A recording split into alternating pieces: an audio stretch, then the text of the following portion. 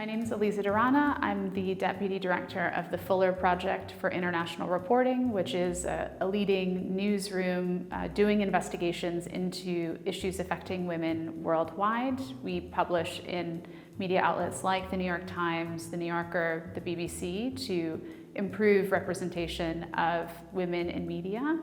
And in my previous work, I was a policy researcher and journalist based at the Better Life Lab in New America, where I worked on issues of work, gender, and social policy.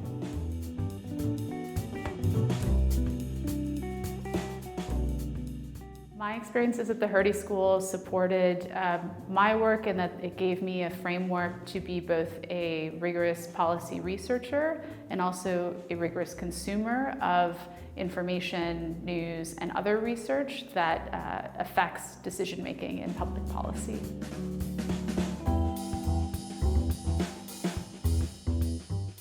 I was motivated to go into journalism both because of my passion for storytelling and also because I believe that journalism plays an important role in holding people to account in the way that we govern as a democratic society, and also in pointing to public policy solutions that could help address well-being and inequality.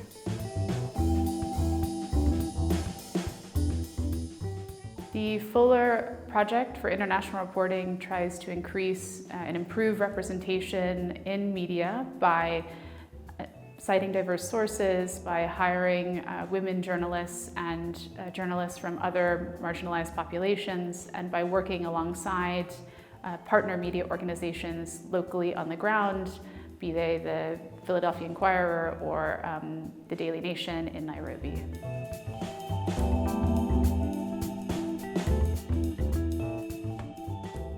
There are many stories missing about women in today's news. The one that's the forefront of my mind at the moment relates to women's access to reproductive health care, both in the US and abroad. There are currently efforts underway to restrict access to contraception, to abortion. The US maternal mortality rate is increasing, actually, and this also affects sort of aid money to health organizations that serve women worldwide.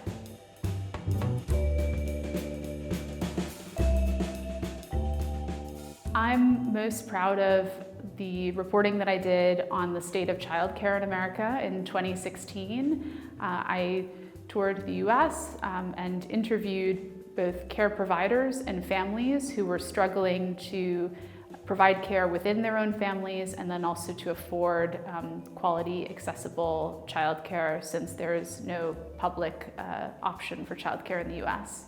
And it was very successful in that policymakers were talking about it in the 2016 election, and has sort of started a debate about the importance of paid leave and childcare in the US.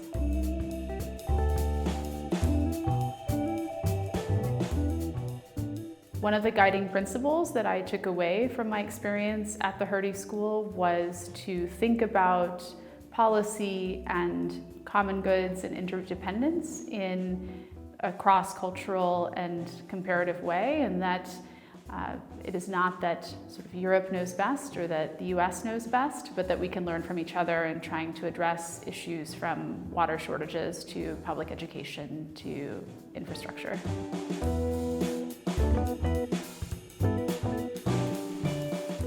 Some of the most useful classes I took at Hertie were sort of my grounding coursework in statistics, in economics, and in comparative social policy, and thinking about how we develop policies to sort of support and grow people's well-being in a way that is equitable and universal.